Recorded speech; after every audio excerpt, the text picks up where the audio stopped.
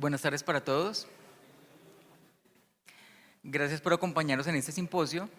Mi nombre es Jairo Pérez Franco, soy médico internista e infectólogo. Actualmente trabajo en la Fundación Cardioinfantil y soy del capítulo central de la CIN. Voy a moderar el simposio Consecuencias de infecciones virales, en el cual tenemos un grupo muy destacado de invitados con amplia experiencia en los temas que nos van a compartir y que nos van a recordar que las infecciones virales son mucho más que situaciones autolimitadas y mucho más que algunos tratamientos dirigidos para algunas de ellas. Vamos a hacer un pequeño cambio logístico. Las primeras dos charlas, que son del doctor Carlos Pérez y del doctor Juan Manuel Anaya, vamos a escuchar la charla y hacer inmediatamente las preguntas. Las preguntas del primer bloque van después de la primera charla y las de la segunda presentación después de la segunda. Por lo demás, desarrollaremos todo de la manera programada. El doctor Carlos Eduardo Pérez Díaz nos va a acompañar con la conferencia Enfermedades neoplásicas causadas por virus, ¿cuál es la evidencia? El doctor Carlos es egresado de la Universidad Nacional de Colombia, además es médico especialista en infectología de la misma universidad y especialista en medicina tropical y del viajero de la Universidad Estadual de Sao Paulo. Además tiene máster en el manejo de pacientes con infección por VIH de la Universidad Juan Carlos de España y además tiene un diplomado en marketing digital de la Universidad de los Andes. Es el actual presidente y fundador de InfectoWeb y del grupo Zul, que aglutina a Zul Medical, IPS, SAI, Alma Innovation y Sara. Entidades dedicadas a múltiples ítems en el área de infectología. Actualmente es el jefe de la unidad de infectología de la Clínica de Marley y del Hospital Universitario de la Samaritana. Cuenta con más de 20 años de experiencia en varios temas que tienen que ver con infectología. Doctor Pérez, gracias por acompañarnos.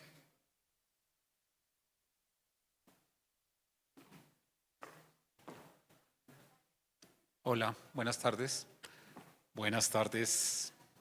Gracias por quedarse y por oír un apasionante tema que de verdad que aprecio mucho que nos volvamos a encontrar y estaba hablando con muchos de mis compañeros que esta pandemia si algo nos dejó es que debemos valorar las pequeñas cosas y creo que reunirnos para hablar de ciencia, pero también reunirnos para sonreír, para tomar un café o para encontrarnos es algo que nosotros subvaloramos y que somos bendecidos porque fuimos los médicos para atender una pandemia, sobrevivimos a ella y es nuestra obligación dejar un legado para que ojalá la solidaridad, ojalá la ciencia, ojalá la fe y ojalá el trabajo sean algo positivo que haya dejado, porque lo que hemos visto es que no nos fortalecimos en la pandemia, sino que el egoísmo nos sigue carcomiendo.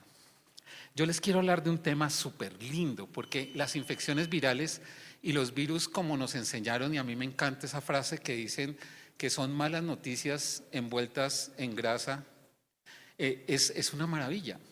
Y realmente los virus tienen ese comportamiento que nos trae la incertidumbre, nos trae miedo y nos trae todavía un gran interrogante, porque podemos entender mucho de los virus, pero créanme que hemos aprendido poco. Es como la exploración espacial. Nosotros conocemos más del espacio y solamente conocemos el 9% del mar, por ejemplo. Y yo creo que en los virus nosotros conocemos mucho de lo que producen, pero conocemos poco de lo que son. Estos virus que están relacionados ahí ¿cuáles son los oncogénicos directos?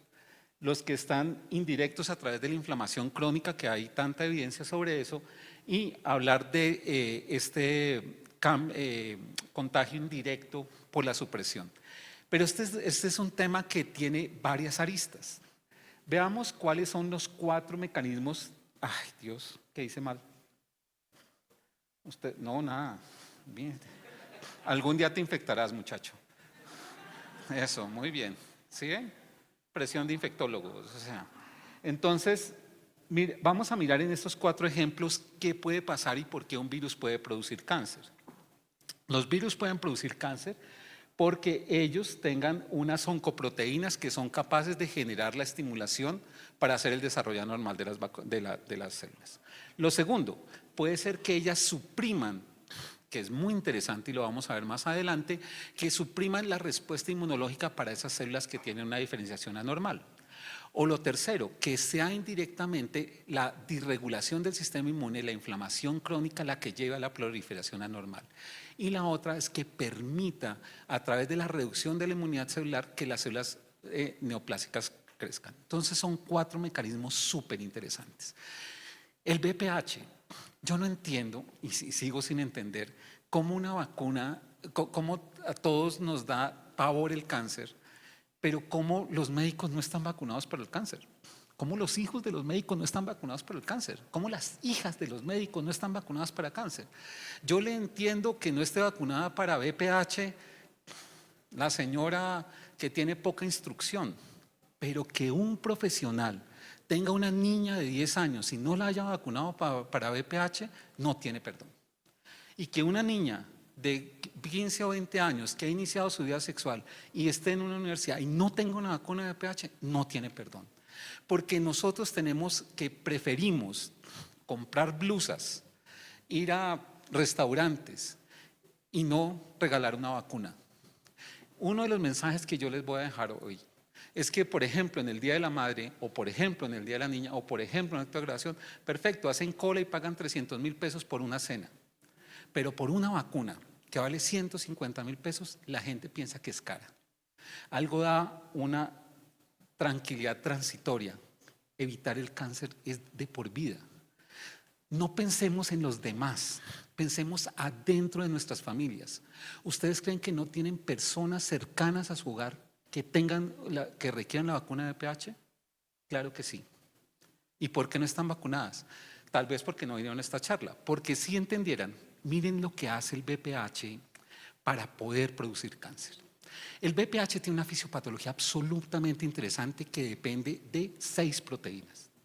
Las principales de ellas, recuerden que la L1 es la que genera la inmunogenicidad para vacunas, pero todas las proteínas estructurales y funcionales lo que hacen, en conclusión, es una irregulación de las células basales de los epitelios, por ejemplo, el epitelio cervical, generando una transformación de las primeras células. Y la respuesta inmune se ve disminuida y por eso es que el cáncer empieza a proliferar sin que haya un mecanismo de regulación que ya no depende del virus, sino depende de la supresión de la respuesta inmunológica. Miren cómo este virus y los serotipos que tanto conocemos tienen varias implicaciones. Una, esa relación con el cáncer, pero quiero hablar de los 5 cánceres con que está relacionado, no es con uno. Es el cáncer anal, vaginal, vulvar, orofaringio y las lesiones precursoras asociadas las que pueden producirla. Cuando el cigarrillo no tenía filtro, la principal causa de cáncer orofaringio era la nicotina. Cuando le pusieron el filtro, dejó de ser cáncer orofaringio para ser cáncer de pulmón. La lesión ya no era directa. Entonces los que vieron fumar piel roja, la gente tenía lesiones acá. Por eso hoy un cuarto o la mitad de los cánceres que son orofaringios son por VPH y ya no son por nicotina. Y vamos a ver más adelante, cuando hablemos de otro virus, cómo se relacionan con el cáncer orofaringio, que nosotros diagnosticamos poco, entendemos mucho, siempre es tardío y no tenemos todavía un elemento para tamizar en las personas. En estudios han mostrado que estos virus, y quiero hablar del cáncer relacionado con el orofaringio, con el cáncer de pene, miren la relación que hay VPH y hombres. Porque la gente dice que ¿por qué vamos a vacunar a un hombre? Porque es que el hombre no le da nada, porque es que el hombre es el vector y que tenemos que vacunar mujeres. Si nosotros queremos erradicar el VPH, que tenemos una vacuna efectiva, tenemos que vacunar a hombres, pero los hombres no solamente se vacunan no por su estado de portador. Miren la relación con cáncer de pene y con cáncer orofaringio de VPH. Es muy alta. Y los hombres también requieren la inmunidad. Mi mensaje es, este virus produce por 2 mecanismos, uno por la lesión directa y 2 por inhibir la supresión inmunológica, la progresión de la enfermedad. Número 2, Sí, el cáncer cervical es importante, pero recuerden que el vulvar, el de pene, especialmente el orofaringeo, también. Les contaba que hicieron unos estudios para hacer rastreo de virus de VPH de acuerdo a los serotipos en personas universitarias. Todavía no está estandarizado cómo saber si esa persona, pero lo que encontraron fue que 30% de las personas tenían un virus de VPH que tenía potencial oncogénico en la garganta. Debe ser, desconozco si existirá en el país o no, porque hay una práctica que se llama sexo oral. No sé si en Colombia sucederá. Tal vez alguno lo relaciona, pero si conocieran ustedes alguna persona que tiene sexo oral, entenderá por qué también el sexo oral debe ser protegido. Y ojalá habláramos de sífilis y sexo oral para dejar el mito de que el sexo oral y lo que tiene que suceder con treponema. Pero bueno, entonces las pautas de vacunación. Las pautas de vacunación, que un mensaje, cualquier dosis, así sea una sola dosis, sirve. Sirve. Es decir, que si incluso damos monodosis a las personas, vamos a hacer una reducción significativa de por lo menos 6 cánceres. Es decir, que cualquier dosis que usted reciba de VPH tiene una acción. Segundo, que una cosa es la vacunación que se haga desde el punto de vista de salud pública y otra es la vacunación clínica. De salud pública, que no tenga relaciones sexuales, que no tenga expresión del VPH con 2 dosis, parece que fuera suficiente. Pero en personas que tienen más de 15 años, que han tenido exposición previa, al parecer el esquema de 3 dosis es mucho mejor. Pero la vacunación de VPH funciona desde la primera dosis. Y si una persona solo se ha aplicado una dosis, funciona. Vuelvo y pregunto, ¿será que hay alguna persona del grupo familiar de ustedes cercano que pueda beneficiarse de la vacuna de VPH? ¿Cuál será la respuesta? Yo soy sordito, después del COVID quedé jodido. ¿Qué? ¿Sí o no? Claro que sí, muy bien. Epstein-Barr. Si alguien de verdad quisiera hacer una vacuna para salvar la humanidad, debería ser para el Epstein-Barr. Es que el Epstein-Barr tiene unos mecanismos por los cuales produce una infección partiendo de esa capacidad que tiene integración de ser un herpes virus al DNA. Pero ¿qué hace particular que el Epstein-Barr se relacione con el cáncer? Aquí ustedes ven los mecanismos en donde recuerden que la célula target es la linfocito B. Y eso va a ser muy interesante, aunque afecta también los T y los natural killer, que su target va a ser los linfocitos B. Y ese proceso de irregulación puede ser en esas células. Ay, Dios. Esto era lo que tenía que mostrar. Gracias por venir. Puta. Me demoré media noche para hacer esta slide. Fue puta. Bueno, asuman lo que estaba bonita, pero lo que decía ahí es lo siguiente, que cuando una persona se infecta por el virus de Epstein-Barr y los linfocitos B, entonces acá son 3 mecanismos, ya no son 2 como en papiloma, por el cual puede producir. La primera, porque infecta las células B y produce en ellas un daño citolítico y una pérdida de la regulación de su crecimiento. La segunda, porque son estas proteínas que vamos a ver más adelante, estas proteínas EBNA y EBER, que son proteínas que son producidas por la infección viral, las que se relacionan con el cáncer. Y la tercera, porque al suprimir la respuesta inmunológica también de las células natural killer, producen una disminución de la respuesta inmune y la proliferación de las células cancerosas. Es decir, que el virus de Epstein-Barr no tiene 1, sino 3 mecanismos por los cuales se asocian a neoplasia. Miren en estas las moléculas expresadas, la latencia y la relación con cáncer. ¿El cáncer gástrico se relaciona con Epstein-Barr y el Helicobacter pylori? Sí. Sabemos del linfoma, sabemos de los linfomas Hodgkin, pero hay otros cánceres que se han relacionado. Este es una bello slide para poder confundirlos, que lo que traduce es el mecanismo que es muy complejo por cual se relaciona con el linfoma. Pero en el linfoma quiero enfocarlo en 2 situaciones. Uno, que cuando hay inmunosupresión que es profunda, que es lo que por ejemplo vemos en trasplantes, en niños, se suprime esa respuesta inmunocelular que es lo que permite la reactivación. Y el seguimiento no se hace serológico, sino se hace con carga viral. Y la carga para Epstein-Barr, la carga viral para Epstein-Barr existe, se pide, se hace en el país, tiene código CUPS. Y nosotros no podemos seguir siendo que pidiendo serologías podamos predecir. Hay ese incremento de la carga viral fundamental para entender sobre todo el cáncer en inmunosupresión. También importante, y yo creo que Juan Manuel lo va a contar más adelante, cómo la expresión del Epstein-Barr en post-COVID tiene una patología. Lo segundo, el linfoma, ¿por qué son de células B? Pues porque el target son las células B. Y ese target que son las células B las que producen el daño.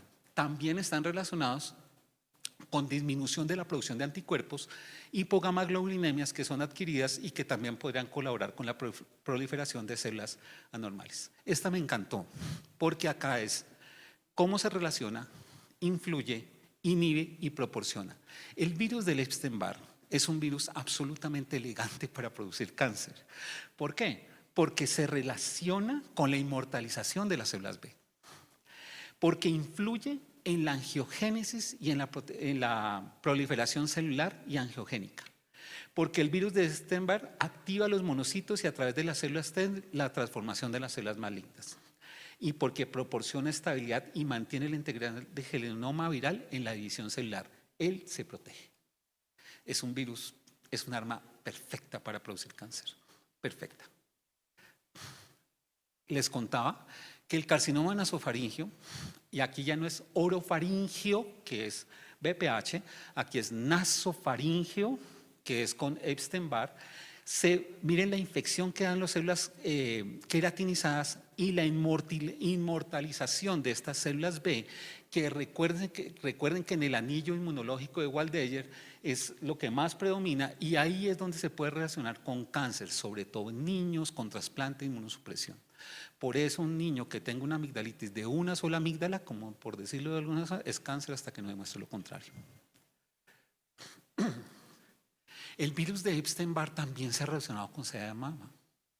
Y el virus de Epstein-Barr está relacionado con esa oncoproteína LMP1 que es importante en algunos tumores sólidos. También promueve los que son no los BAR1, sino los BRCA1 del cáncer de mama, sino 0, que son más relacionados.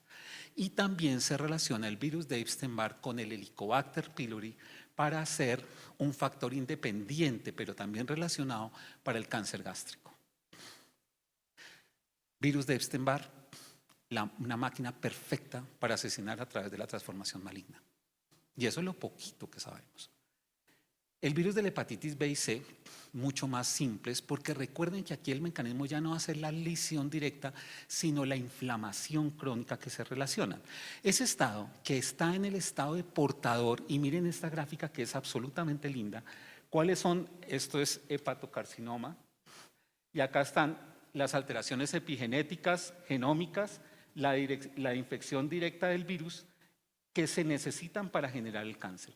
Y acá lo que se está viendo es que la integración que tienen los hepatocitos y la permanente respuesta inmunológica a esos hepatocitos producen un estado de inflamación crónica, que es lo que termina la fibrosis de la hepatitis. Pero ese estado de inflamación crónica se generaliza o se produce o se relaciona con el cáncer. Pero miren que aquí ya no es la acción lítica del virus, acá es la permanente respuesta inmunológica que produce y se relaciona con la fibrosis. Bellísimos. ¿Quiénes de ustedes, levanten la mano por favor, están vacunados para hepatitis B? Levanten la mano. Porque les tocó, o si no, no firman contrato. ¿Cuántos de sus hermanos, con la mano en el corazón, de sus hermanos o de sus parientes más cercanos están vacunados para hepatitis B? Y si son honestos, levantan dos la mano. 3, 4, 5. Muy bien. Son unos grandes vacunadores, porque solamente el 27% de la población colombiana adulta tiene una vacuna para hepatitis B. ¿De dónde? La vacuna de hepatitis B debería ser obligatoria no para los trabajos en salud, como si el virus de la hepatitis B fuera ay no, es que yo solo voy a darle cáncer a los trabajadores de la salud. A mí me encanta nuestra. ¿Quién dijo esa bobada? ¿Cómo los niños de una universidad, cómo las personas de un colegio no tienen una vacuna para el cáncer como la hepatitis B? No es posible. Todo paciente que llegue a una consulta debe ser vacunado para hepatitis B, medirse los anticuerpos y hacer la enfermedad. 27%. ¿Es eso real? ¿Familiares de médicos que no estén vacunados con hepatitis B? ¿Una vacuna que vale 20.000 pesos? Y miren que esa oncogénesis, que está regulada con la inflamación, como esos clones, como esas alteraciones, no alcanzo a ver acá, como esas proteínas que son codificadas y que producen los mecanismos de variación genética o epigenéticos asociados a la inflamación, producen la transformación maligna. ¿Qué quiere decir eso? En esta gráfica, absolutamente resumido, no pregunten por qué, pero lo que está diciendo es cuántas son las células, cuáles son las proteínas que acompañadas de la inflamación crónica producen up o down regulation para generar la enfermedad neoplásica. El virus de la hepatitis B no se cura. Y yo creo que uno de los mitos que tenemos es que los antivirales o que las personas con baja replicación o hepatitis no replicativas están curados. Y no es cierto, doctores. Porque así tenga una carga viral, el virus sigue integrado y hay que monitorizar que estas personas no tengan una transformación maligna. Recuerden que en la hepatitis B no hay cura, hay cura funcional. ¿Y de qué depende la cura funcional? De la producción de anticuerpos. Por eso cuando usted coloca medicamentos anti-CD20 como ocrelizumab, rituximab, que frenan la producción de anticuerpos, puede haber la reactivación. Significa eso, que el virus de la hepatitis B es un virus integrado. Y nosotros no hacemos diagnóstico de hepatitis B oculta. Hepatitis B oculta que se ha visto relacionada en personas que tienen antígeno de superficie negativo, anticore positivo y anticuerpos negativos. Pero hay pacientes que pueden tener antígeno de superficie y core negativos, incluso carga viral negativa, y el virus se sigue replicando activamente en el hígado. Si usted tiene un paciente que tiene hepatitis con low replication o con virus integrado, tiene que monitorizar el hígado, hacer resonancia por lo menos una vez al año y seguir con marcadores tumorales, porque una persona con hepatitis B nunca se cura y produce cáncer. Los mecanismos de las hepatitis es la transformación de la inflamación. Mire que aquí ya no es el mecanismo directo, sino inflamación que puede producir y que produce los cambios en la alteración o mecanismos epigenéticos que se llaman para producir la enfermedad por cáncer. Voy a pasar rápidamente para hablar del HTLV. HTLV es subdiagnosticado. HTLV que tiene dos comportamientos. Hay un comportamiento que es oriental japonés y hay un comportamiento latinoamericano de la enfermedad por HTLV. Y hay grupos que se dedican a estudiar ese comportamiento que hay en Latinoamérica y se han encontrado, no vuelvo a hacer pastelitos, no sale nada, qué pena, pero lo que quiero mostrarles aquí es dos cohortes en donde hay un síndrome de HTLV1 agudo y crónico que se da en Latinoamérica y cuáles son sus diferencias al que se da en Oriente, resultando una diferencia en la sobrevivencia de la infección en un lado, en el lado americano o en el lado inglés. Con HTLV1 podríamos hacer solamente un simposio porque es una enfermedad absolutamente subdiagnosticada y poco reconocida. Se hace Western blot, se debe hacer la tipificación. Las bolsas de sangre todas deberían ser chateadas, Dios, y tiene dos mecanismos por los cuales produce cáncer. Los que están subrayados ahí son proteínas directas, la P30, la P12 y la P13, pero la que quiero hacerles muestra es la HBZ. Esta que es la HBZ es una infección, es una proteína codificada por el HTLV1 que produce el escape de la respuesta inmune, la inflamación y la migración de la esta. Esta proteína es la que marca la diferencia entre el fenotipo latinoamericano y el fenotipo japonés. Nosotros tenemos una deuda histórica con el diagnóstico del HTLV.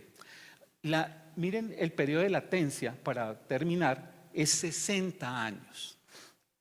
Entonces las personas con un banco de sangre que sale un HTLV1 va a la consulta y le dice, uno tiene cuadro hemático normal, camina bien. No tiene nada, tranquila señora, es usted, hay muy poco raro que es que toca seguirle a 60 años, papá. Y tenemos cáncer, yo tengo un cáncer de un médico radiólogo relacionado con HTLV1 en personas más jóvenes, que es una característica que sucede en el fenotipo latinoamericano y que no en el fenotipo oriental, que es el cáncer temprano, la leucemia temprana relacionada con HTLV. Es decir, que todas estas leucemias de comportamiento agudo en personas jóvenes deben ser testeadas para el virus. ¿Se podrá hacer algo o no? Se han hecho estudios con ribavirina, se han hecho estudios con sidudina, se han hecho estudios con varios antivirales sin éxito. Se acabó. 3 minutos 20. Bien. Sarcoma de Kaposi, herpes virus 8. Los herpes son los reyes del cáncer.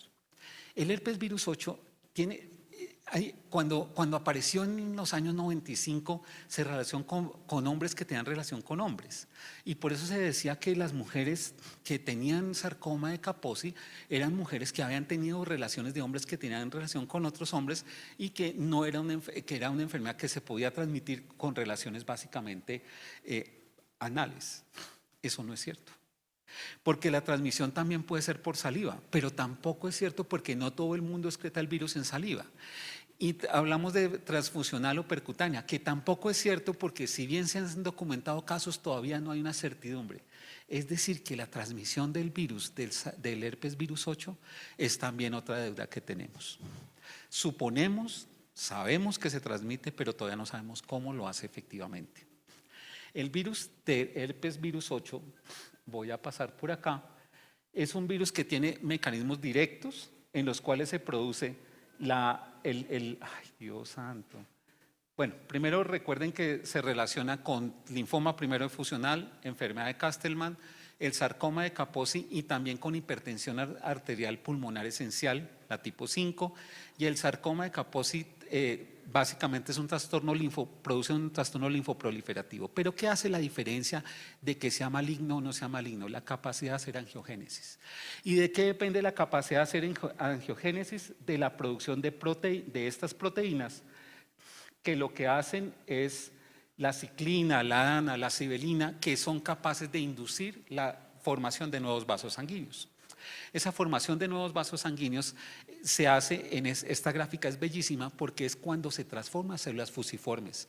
Cuando usted le diagnostican o cuando usted ve un diagnóstico y ve las células fusiformes es la forma activa de hacer angiogénesis.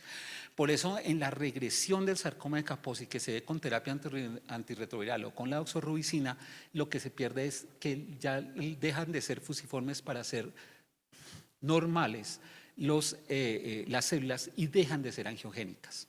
Fantástico, porque es una correlación entre la patología y los hallazgos morfológicos y la capacidad que tiene para generar nuevos vasos sanguíneos. Poliomavirus y células de Merkel. Recuerden que los poliomavirus se relacionan con la enfermedad, con las células de Merkel. Este tumor de células de Merkel es el segundo tumor maligno más frecuente en la piel.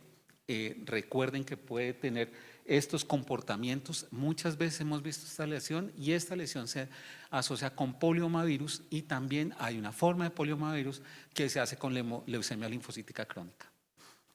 La oncogénesis es compleja, no voy a pasar, y quisiera hablarles, pero ya por tiempo no lo puedo hacer, del virus de la inmunodeficiencia humana y el cáncer. Qué lástima, calculé mal. Quiero concluir con 5 ideas. La primera, recuerden que los virus tienen 3 formas directas, 3 formas de hacer cáncer. La primera, la lesión directa. La segunda, indirecta a través de la inflamación crónica. Y la tercera, por la supresión de la respuesta inmune. El virus de VPH es de 2 formas que produce cáncer. Y el virus de Epstein-Barr por 3 formas de regulación de cáncer. Los virus que tienen integración genómica, como es el caso de la hepatitis B y C, su producción de células neoplásicas no dependen de la lesión lítica del virus, sino de la permanente respuesta inflamatoria.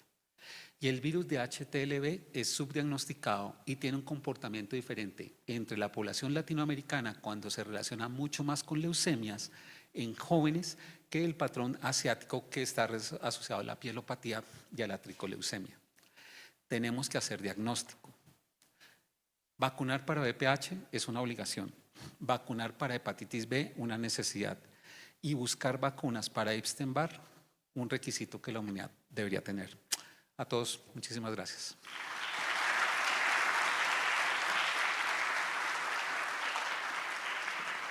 ¿Tienen preguntas? Muchas gracias, doctor Pérez. Interesante información la que nos ha compartido hoy. Damos paso a las preguntas. Las personas que quieran pueden levantar la mano y les llevamos el micrófono. Como dicen, una charla, 3 confundidos, 4 dormidos, lo logré. Hola, Carlos. Hola, ¿cómo estás? Qué bueno verte. Súper buena tu charla. Una pregunta en relación al Epstein-Barr. ¿Hay alguna actualización de Tratamiento. abordajes terapéuticos, de cualquier cosa que... Porque Sí, súper interesante. Mira, Epstein-Barr hay 2 cosas. Una, por ejemplo, cuando el paciente tiene, ¿cómo es la que dan los pilares de la lengua? Leucoplasia vellosa extralingual. Sí se ha asociado que altas dosis de aciclovir funcionarían como tratamiento en personas con inmunosupresión. El gran problema es que suprime efectivamente el virus de Epstein-Barr, pero recuerda que el virus de Epstein-Barr tiene 2 mecanismos. Uno, el que hace replicación, que uno puede detectar por la carga viral, pero el otro es el de la transformación genómica. Y resulta que si tú dieras un antiviral pudieras evitar esta, pero no esta. No hay opciones. Se trató con el que se usa para herpes, Cidofovir. con cidofovir, esquemas y los esquemas con dosis altas de aciclovir cuando es extralingual, pero no hay muchos avances. Terrible. Yo no entiendo por qué no es un target para buscar una vacuna, una infección universal. Y nosotros debemos dejar en el Epstein-Barr tenemos que tener los anticuerpos nucleares. Los de cápside temprana son los que se generan como nucleosis infecciosas y los de cápside tardía con la enfermedad neoplásica. Y en los niños, sobre todo en personas con inmunosupresión, pedir cargas virales, porque los marcadores serológicos no funcionan, pero la carga viral sí se aumenta. Y ahí tenemos que hacer. Ahora, si podemos hacer algo, no creo.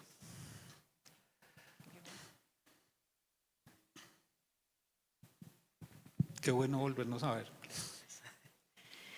Doctor, una pregunta con respecto al HTLV, más como es de la parte de medicina legal. Aquí en Colombia, cuando hay abuso sexual, siempre se pide el tamizaje pues, para VIH, hepatitis B.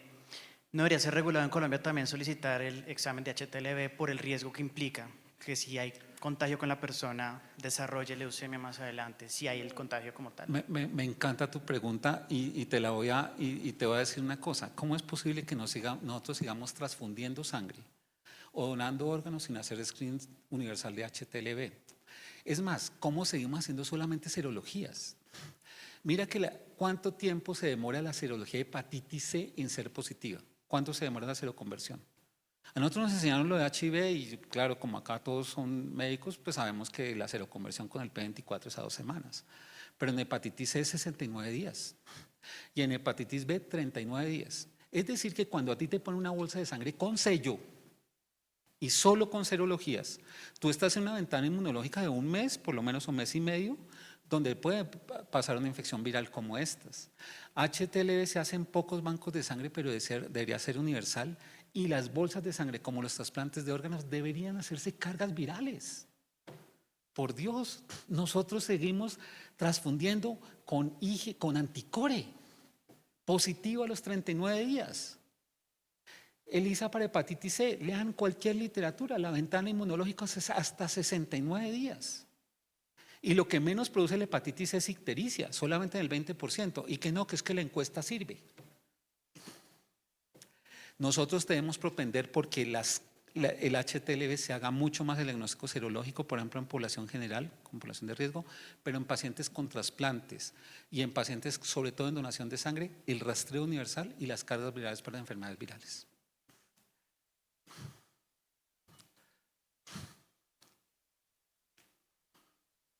No, doctor Sigifredo, suavecito. Le iba a regalar un libro, pero si me pregunta feo, no. Bueno, Catherine. Doctor, buenas tardes. Hola. Muchas gracias por la presentación.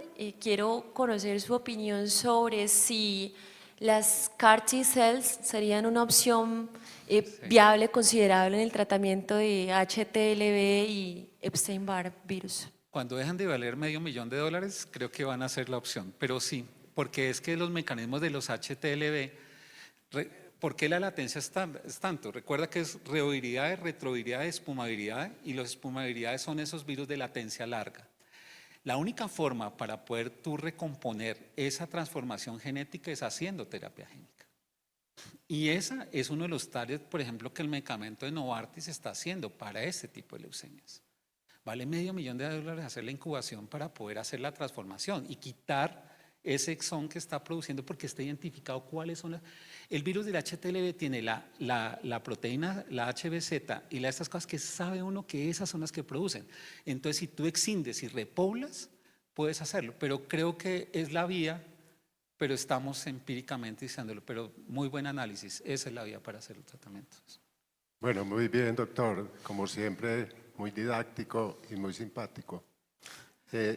O sea, la pregunta va a ser jodidísima, puta. Se está proponiendo en las diferentes guías que el tamizaje de PBH se haga con prueba molecular en lugar de citología. Muchas de las pruebas moleculares que están desarrolladas detectan 16-18, que es el parcito pues, que siempre hemos considerado, pero algunos están planteando ahora que estamos dejando por fuera otros importantes como el 30 y pico y algo. ¿Cuál es su opinión? Total. ¿Cuál es el paradigma que se va a romper? La citología de luz versus la citología molecular. La citología de luz demuestra los cambios en la transformación viral cuando la infección por lo menos lleva 2 años. Por lo menos lleva 2 años. El rastreo molecular puede detectar antes de la transformación la presencia del virus. El tamizaje no debe limitarse al 16-18. El tamizaje debe hacerse a los 9 virus que más se representan, los 30, 36, otros virus de estas, para hacer el tamizaje. Si una mujer tiene antes de los 25 años una prueba molecular negativa, se repite cada 5 años, porque ya sabemos que esa infección tiene ese periodo de tiempo y no se deberían hacer citologías de luz como se hacen o como se recomiendan después de los 25 o 30 años anualmente. Yo creo que la citología molecular va a cambiar, entonces, lo que conocemos ahora con citología. Cuando una mujer tenga una citología molecular con no solo 16-18, sino todas las expresiones, se debe hacer cada 5 años en ausencia. No, antes de eso no se justifica. Y la citología de luz solamente para clasificación y acciones terapéuticas. Pero a seguir haciendo citologías de luz para búsqueda de pH es totalmente inútil, porque usted está viendo es el daño y no está tratando la consecuencia. Una pregunta interesante es, ¿vale la pena genotipificar a las personas con cáncer? Sí, porque las personas con cáncer se reinfectan y podrían ser susceptibles de vacunación. Claro que puede ser probable, porque puede estar haciendo la infección por BPH16 para hacer cáncer, pero puede reinfectarse con los otros. Y usted puede dar la inmunidad para que no haga el cáncer. Entonces hay ensayos clínicos en donde personas con cáncer que se han genotipificado se vacunan con la nonavalente para evitar la reinfección. Creo que la citología molecular es un cambio en el paradigma del diagnóstico del cáncer de cervix y vamos a dejar de pedir esas citologías. Por favor, las niñas con lupus. ¿Han visto niñas con lupus menos de 20 años? ¿Por qué no las vacunan para VPH? Si el cáncer de cervix es 36 veces más agresivo en personas inmunosuprimidas que no lo son. Personas que tienen terapia biológica, no les piden ni una citología, por Dios. Vacúnenlas para VPH si tienen ausencia de las lesiones. Nosotros tenemos que replantear la vacuna de VPH, ser mucho más agresivos con ellos, buscar más la biología molecular, llamarlos virus. Me voy que me están echando. Chao. Oh, I'm sorry. Dios los bendiga. Muchas gracias. Hasta luego.